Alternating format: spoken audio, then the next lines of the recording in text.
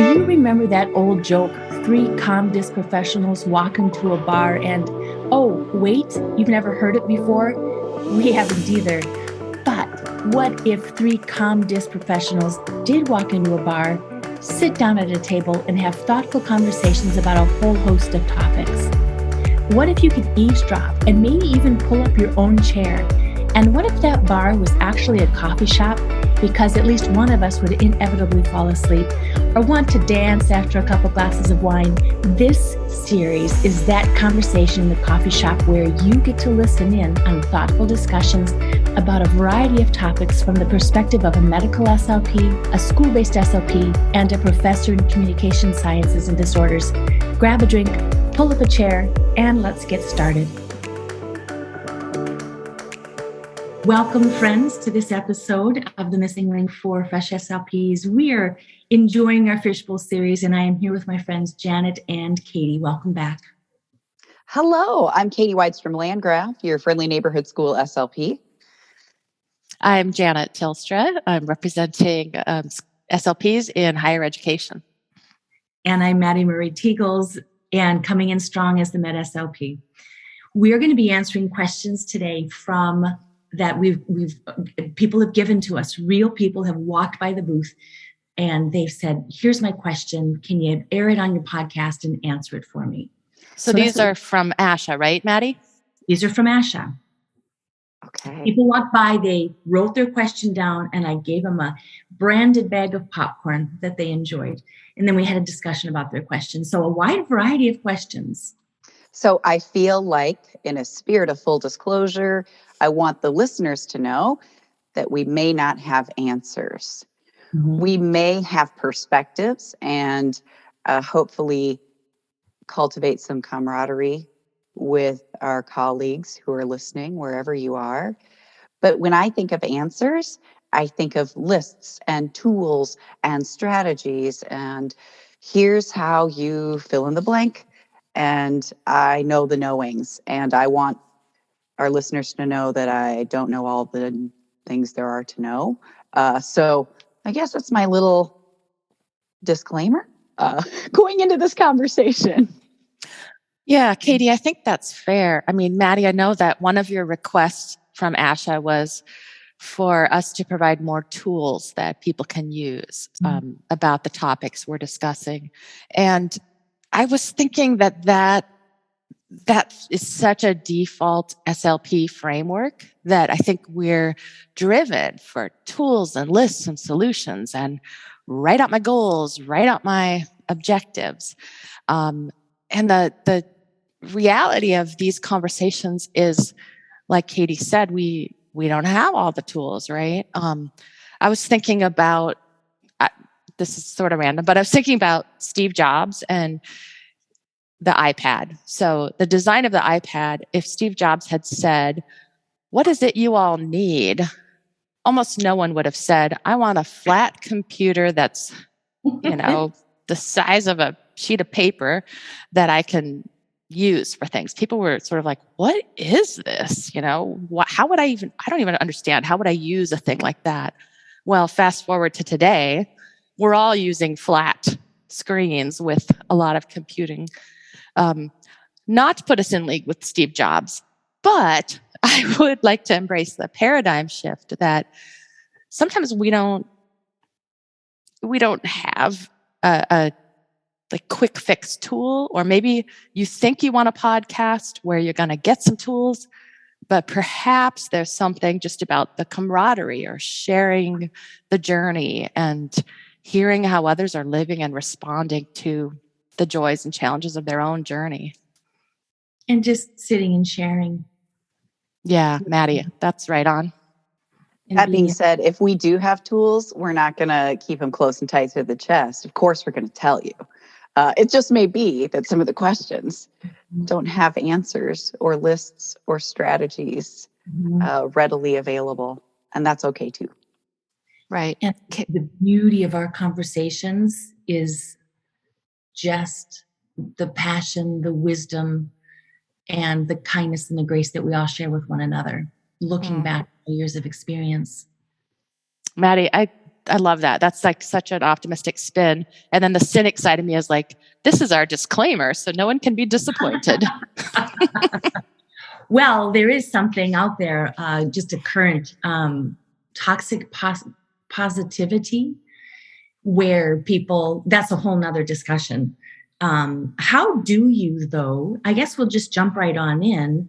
How do you, Katie, from your school setting, or Janet from the academic university setting, how do you prevent burnout? And is there such a thing as toxic positivity? Or do we switch that mindset and turn it around? What are your thoughts? Maddie, would you mind defining toxic positivity first? I mean, I'm a little familiar with that, but that may be new for some of our listeners. Sure. Toxic positivity is when you just regurgitate, in my opinion, positive, and inspirational thoughts and this and that, but they're not grounded in a way to apply them or in a way to shift your mindset. It's just they're tools that people beat themselves up with. In my opinion, I'm all for inspiration. In fact, I've got a book coming out middle of February, 52 weekly inspirational thoughts for the SLP, paired with reflections on really how to embrace this positive mindset and implement it in your work setting and in your life.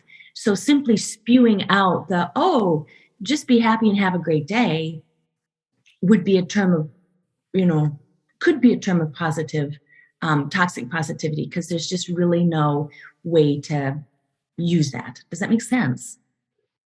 Okay. Yeah, Maddie. I think so it's like if you're hanging on to the positivity, but not acknowledging the complexities and the difficulties of a situation.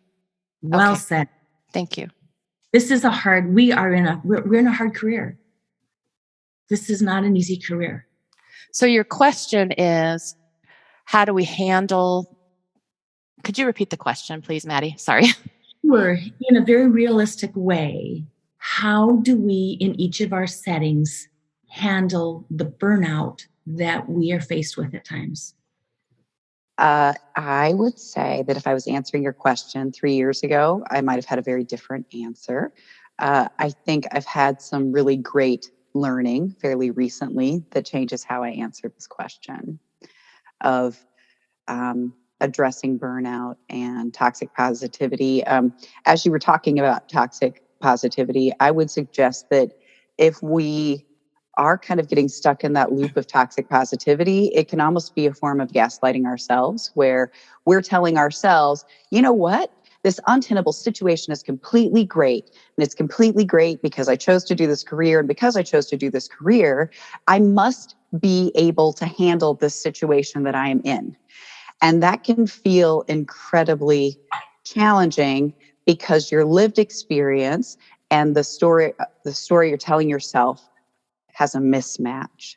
So you can be positive and authentic, but I would caution you about telling yourself that something is okay if at a visceral level you're registering that it might not be. So when I think about burnout, I read this wonderful book. Can I mention books and authors on this podcast? Yes, I hope so. It's a book by Amelia and Emily Nagoski, and it's called Burnout, and it has like a subtitle, The Secrets to Solving the Stress Cycle. And it was revolutionary learning for me for a couple of reasons. First of all, I learned that managing stressors and managing the stress response cycle is not the same. Now, I did not write that book. If that makes you feel curious, I would have you go look for it. But I used to write letters and speak at school board meetings and, put together charts and graphs and data analyses to kind of make the case for situational or environmental issues. And that's me managing stressors. And then I would go home at the end of the night and my brain would spin till 1 a.m. and I'd wonder what's going on. And it's because I hadn't managed the stress response cycle. So I hadn't managed what was happening to me internally, but I thought I was. I tell you, thought I had been doing that for the better part of 20 years. So one thing I've started doing fairly recently is figuring out, what do I have to do for me living in my own body and my own mind to manage the stress response cycle? So that's one really usable tool that has changed my life. Can you tell us the book again, please? Yep. The book is called Burnout, The Secret to Solving the Stress Cycle by Emily and Amelia Nagoski. The other thing that I would say that came out of that book was, if your brain understands that the system is rigged, or that the situation you're in is not a thing that should be happening. Mm-hmm. If you demystify that part of the experience for your brain doesn't keep pumping out all of these, I got to make this work, I got to survive, I got to be okay chemicals, because your brain's like, oh yeah, this thing we're dealing with is kind of messed up. And so the other kind of big idea is, it sometimes starts with just acknowledging that the circumstances or the environment or the ask is really kind of not something that can necessarily be addressed or fixed. Mm-hmm. And if you know that, it lets you settle your system down. Mm-hmm. And then if your system's settled down, you can kind of deal with the next thing versus having the next 75 things converge on your brain at 1 a.m. Yeah. What do you think, Janet? Well, Katie, I also listened to that book on Audible, and I definitely recommend Emily and Amelia Nagoski are sisters, and it's very, very compelling. And I think that the book, for those of us who maybe have a tendency to get in our own heads and sort of try to solve things by explaining or thinking through things, I think that book was a good introduction to me to start thinking about physically, what am I noticing when I'm stressed, overwhelmed, feeling trapped, and what physical things can I do to make changes? So I'm on sabbatical this year, and I've really built into my days, and my intention is to maintain some piece of this when I'm back on my kind of full-powered schedule. But I start each day either with a walk or with a kind of a workplace-related meditation. I'm a bit of a meditation coming in through the back door skeptic. I mean, there are some times where I'll hear people that have a very deep, resounding practice, and I have an inner cynic that's very strong. But I have found some of the meditation sequences I've been walked through some apps are just really helpful for me to just notice what's happening physically, notice my chest is getting tight, notice my, adrenaline seems to be increasing, and just take a beat before I react. Because I have said to a couple of people, I tend to be well-spoken, and the dark side of that is I can be emotionally reactive. And the first thing's a good thing. The emotionally reactive is not always a productive way for me to respond or to address a complex situation. So anyway, I would agree, Katie. I've been learning a lot just about what's the physical presentation of stress in my being. And that's been important for me. Maddie, you and I have talked about, presented on stress and burnout. So I feel like there's a lot I could say. I think a couple of, I work in the higher ed setting, and like most of our settings, there are lots of things pulling at us. And so I think, it's such a big topic. I think partly there's a lot of just knowing yourself, drawing in to think about yourself and what are pieces that you have control over. Because from all my reading, sense of control and social connectedness are really, really important factors in managing stressful situations. So there may be a lot of things you don't have control over choosing, but there are some things you can choose. Am I going to take 10 minutes and take a walk versus sit at my desk and eat my lunch and power through? I mean, that's a very small choice, but even that's a small control choice. I'm sure that other things will be coming to mind as we talk more about this. Whew. I mean, Maddie, you have got to share some of your thoughts as well, but I almost feel like this one question is turning into a whole episode because my brain is exploding with more things to say. But when you think about stress and you think about burnout, what are some things that come to mind for you as maybe ways of managing, or if not ways of managing, what has happened with your own response to stress and burnout as you've been in practice these past years? I love what you and Janet have said. And as I'm waiting patiently, you guys will say something. I'm going, okay, now I got to think of something else to say. I'm surprised that we have such a large common tenant that runs through our conversation.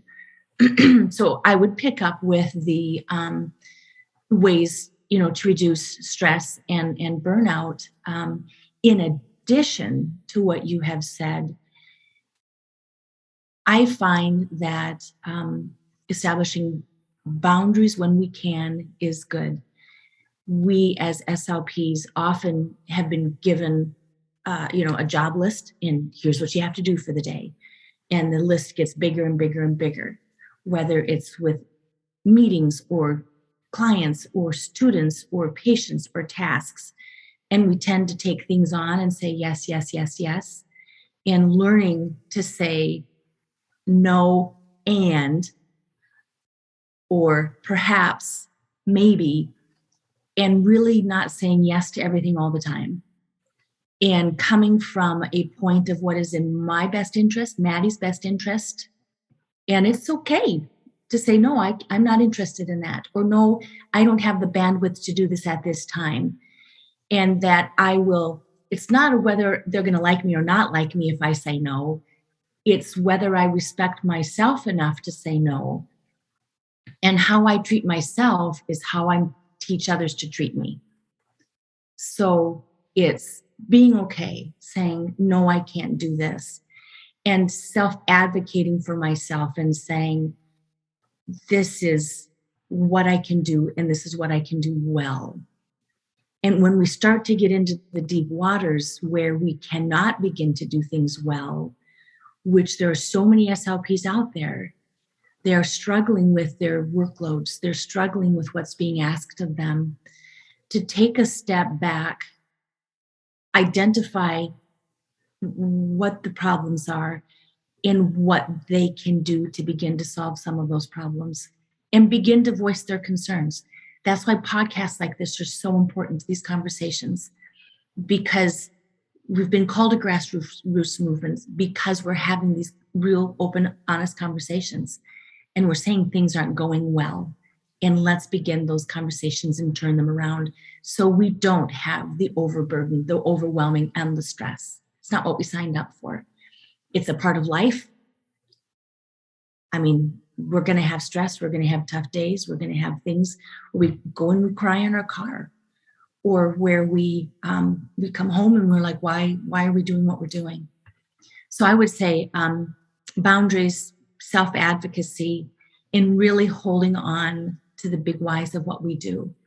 When we lose the vision of why we're doing what we are doing in our particular settings, it becomes just a job. And keeping the magic alive, even if it's for short little one, like every Friday that I work at my clinic, I find one patient that I really resonate with, and I'm like, this is why I do what I do. I search for that. So those are some of my techniques and strategies.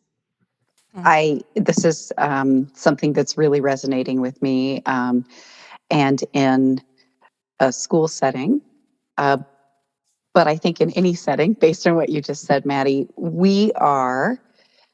because we work in helping professions, we are at risk of having our worth or it was a good day, it was a bad day, being contingent upon our ability to do. And so remember that. Everybody remember that you're human beings, you're not human doings. And when we start to identify our success at being based on doing, and we are placed in circumstances where the doing is not possible, all that list that you talked about is too long. That's when I think we want to recalibrate and say, okay, this list of asks, and my ability to execute that list of tasks and asks is not contingent upon me being more skilled or me being better at managing my time. Sometimes the list is too long.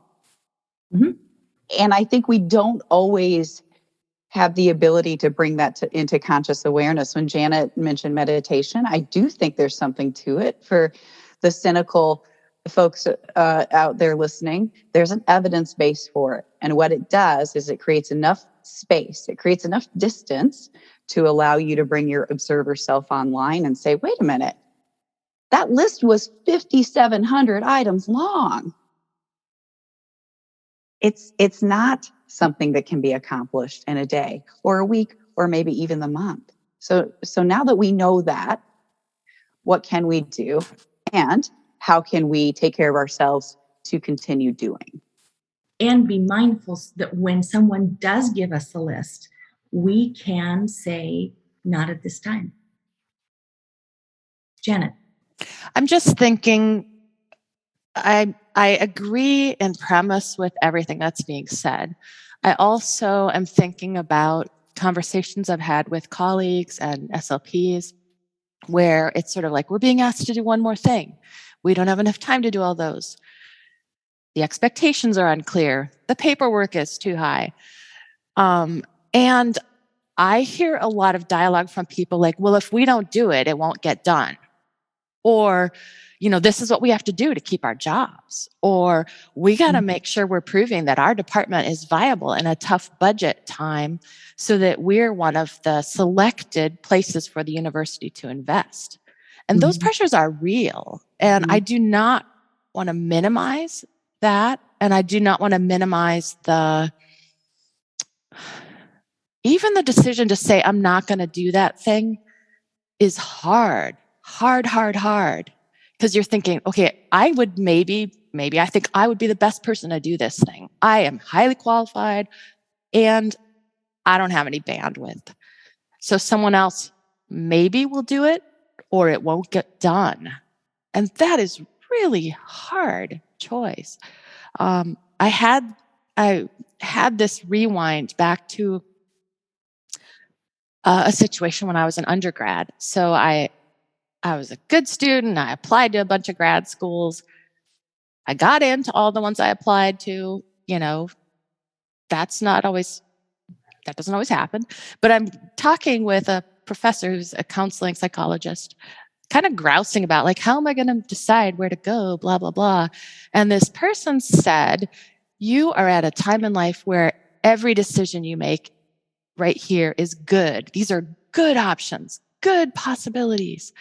So you just have to make one, right? And then he said, there are times in your life where you're going to be faced with two decisions and neither of those decisions is a good decision. Do I stay in a difficult marriage? Do I get a divorce? Those are both extremely painful options. And I think some of the choices we're talking about are those difficult decisions. Do I maintain this high workload because I am addressing the needs of individuals who I care about, my patients or students, clients? Or do I draw a line at this place because I need to for my own self-preservation? And I don't have the answers to that. I just want to acknowledge that is no small thing. That's really, really tough. It is. It is. It's almost like if you've, and I'm not trivializing what you're saying, but as SLPs, we are sandwiched between those that we serve and those that are our taskmasters, I guess, for lack of a better term. Because our positions will ask and ask and ask and ask. And as SLPs, we give, whether it's whatever setting we're in. And we just get squished. I was up in my radiology department the other day, and I discovered gluten-free Oreos. A wonderful thing for me. I just was so excited. And the cream filling in them is just a little bit thicker. And I'm a very visual person. And so when we talk about the pressures that we have in life, I just imagine taking a cookie like that, a beautiful cookie, and squishing it till all the, the cream filling comes out. And you may still have the same ingredients, but everything is just terribly shifted. And when we deal with burnout as SLPs, that's why I think those boundaries are so important.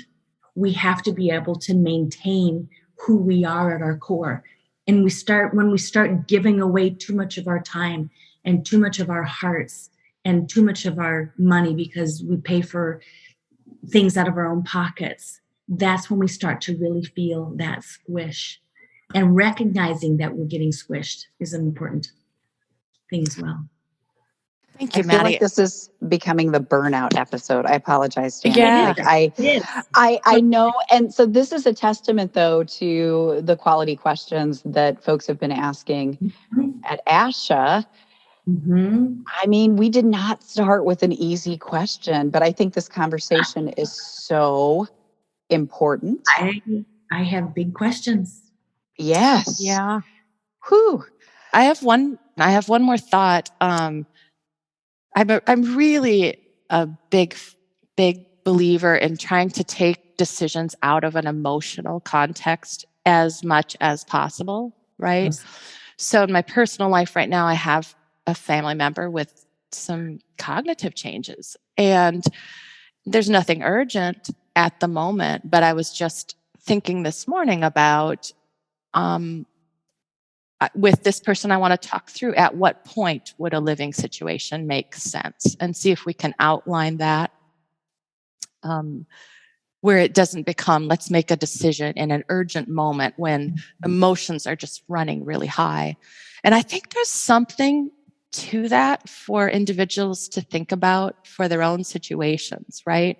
So perhaps you write a list of like, what is a breaking point? What is an untenable situation where you need to make a change? You can't manage it with these kind of, individual level changes. Maybe there's a systemic situation with that particular workplace that is just not going to be viable.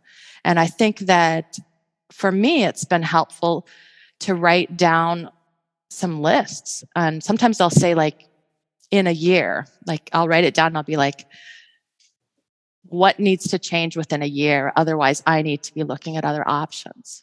And that's a way for me to kind of like get those thoughts out of my head and have something to come back to. And if I come back in a year and I'm like, whoa, nothing on this list has changed, or maybe a lot has changed.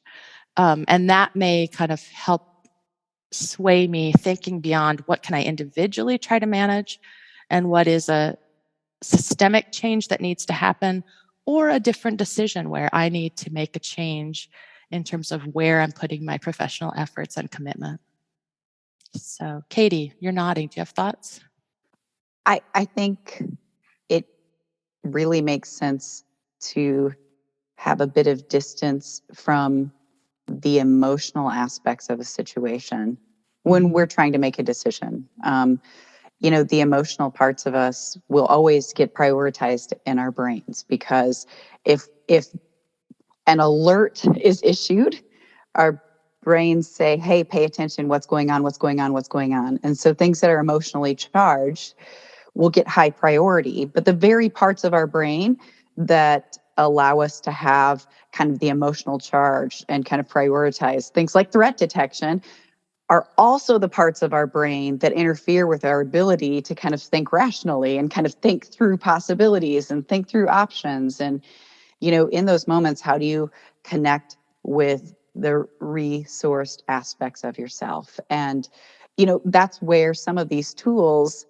maybe seem on their surface like, why is Janet Tilsfer talking to me about meditation? Well, that's why, because it can create, again, enough distance between that emotional charge and that reactive looping, versus kind of thinking about, okay, well, what do I need to examine, and what are the things that I might do differently based upon that examination.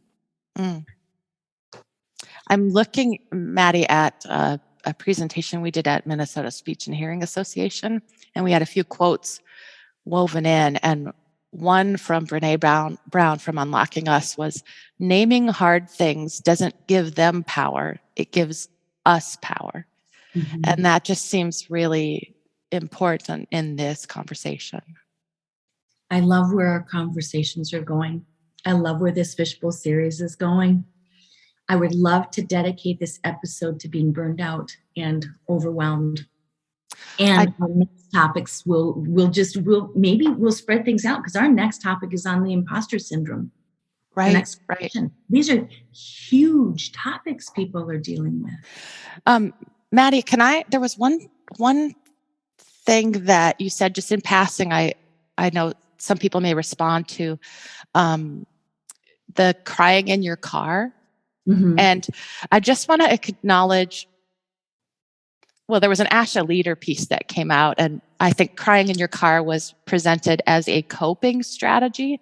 And there was just a visceral response from people that is not a solution. And I do want to say that I agree with that. I think crying in your car is probably a symptom of something that's going on. If that's happening frequently, if you're feeling isolated and alone, if you're fantasizing about other jobs, like any other job, these are things that Jessie Andricks, who's done a lot, she's called the Balanced SLP, that she's done a lot in terms of thinking about burnout, talking about burnout. Just really pay attention to those patterns if you're starting to see those in yourself. Yes. Maddie, go ahead. Well, I was just going to say, we'll reach out, see who we can pull on our podcast to maybe have another conversation about burnout. Because I know there are some good burnout SLP coaches out there. This is what they do. Right. And I'm all for playing well in the sandbox with others. So as we wrap up our episode on burnout, let's think about one final comment that we can make before we sign off. And my comment would be, I listened to this motivational speaker, I'll have to find her name. And she's like, she said, I've stood in the mirror for 40 some years in the morning, and I look at this woman and I criticize her. I've got, saggy boobs, and I've got whiskers, and I've got gray hairs, and I've got all these things that just, I'm not pleased with. And I've criticized myself and I've ignored myself for 40 years. Why don't I instead look in the mirror and say, wow, well done, you're doing great, and give myself a high five? She wrote a book called The High Five Way, and it's about that neural loop where we do raise our hand and we do celebrate and we do support ourselves. And so when we are in burnout and high stress, I would encourage us to look in our mirrors and say, wow, we've done well with what we've been given. It has not been easy, but I'm proud of who I am and I'm proud of where I've come from. And give ourselves that high five. Janet or Katie? Sure. Thanks, Maddie. I was looking back at, again, some of the things we've discussed in other presentations. And one thing I love is there's an organization called WellCoa, WELCOA, and they do a lot of work about workplace wellness. And we can probably put this in the show notes, but there are 7 distinct elements of wellness that they define. And I'll rattle them off quickly, but again, just reference the show notes. And I think it's a good way to think about sort of I'm blanking on the word, a scorecard of how things are going in different parts of your life/workplace. And the things they have are growth, resiliency, health, meaning, safety, connection, achievement. And I think there are some ways to look through and just do a little bit of a scorecard analysis of which pieces of that are going really well and which pieces are kind of lagging. And I think that can inform where you may put your attention. Katie, what are you thinking for final thoughts? Yeah, I think I would reiterate something I said earlier in this episode. You're a human being. You're not a human doing.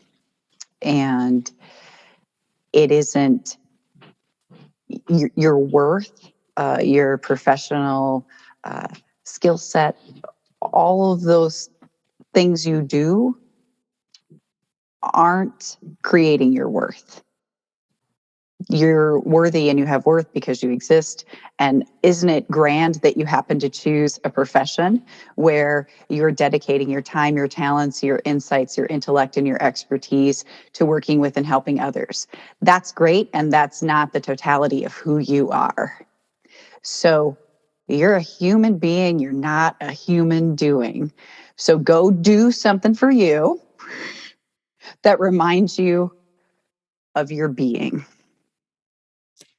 Every episode, you guys, I get goosebumps. I'm honored that you come on this podcast with me. Thank you very, very much. Next time we will tackle the imposter syndrome. Thank you for the opportunity, Maddie. I feel humble, a little bit inadequate, and also so grateful for this conversation. Thank you.